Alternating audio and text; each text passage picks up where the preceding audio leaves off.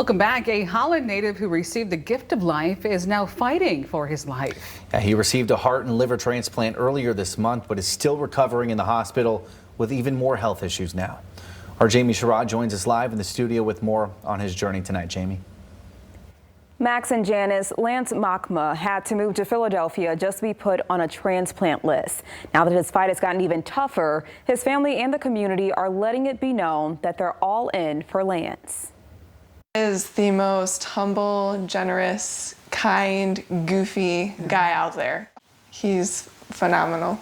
He's a good brother. Melanie Ensing describes her older brother Lance as a kind soul with a passion for film.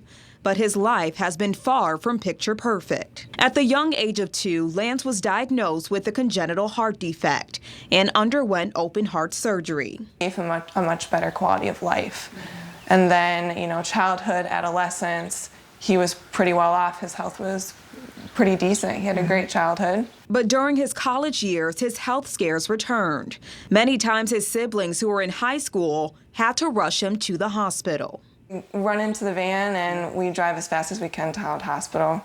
And that's where he would get defibrillated. And he had that often, like a couple times a month. Lance, now 34 years old, was told he needed a heart and liver transplant. They say he had to move to Philadelphia and wait 9 months for a life-changing gift, which he received on June 16th. But the quality of life he was hoping to improve has worsened. He's in critical condition. He's on 3 different blood pressure medications to try to kind of even things out. I believe he has a balloon on his heart to help. There's so much stuff. His left leg, they don't think he'll ever be able to use his left leg ever again. His heart now functioning at 20%. Doctors say it should be at 60%.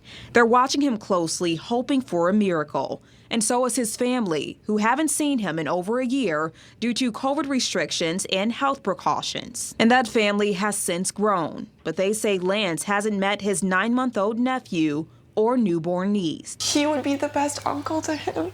Yeah. He always talks about how he can't wait to meet him and hold him. The only time he ever got to see her is FaceTime. But the family isn't giving up hope, saying they're all in for Lance. A family friend also created a GoFundMe page that's receiving overwhelming support from the community. I have to use it. It's one of those things where any little bit will help because this is going to be a very grueling journey. It's going to be long. Yep. But we're in it for the long haul. As our family says, we're all in. All in.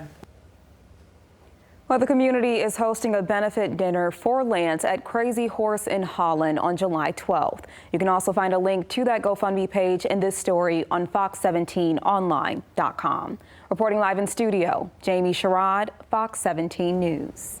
Sounds like he's got a lot of support around him. Jamie, thank you. According to the U.S. Health Resources and Services Administration, there are more than 106,000 people right now on the national transplant waiting list. Each day, 17 people die waiting for an organ transplant.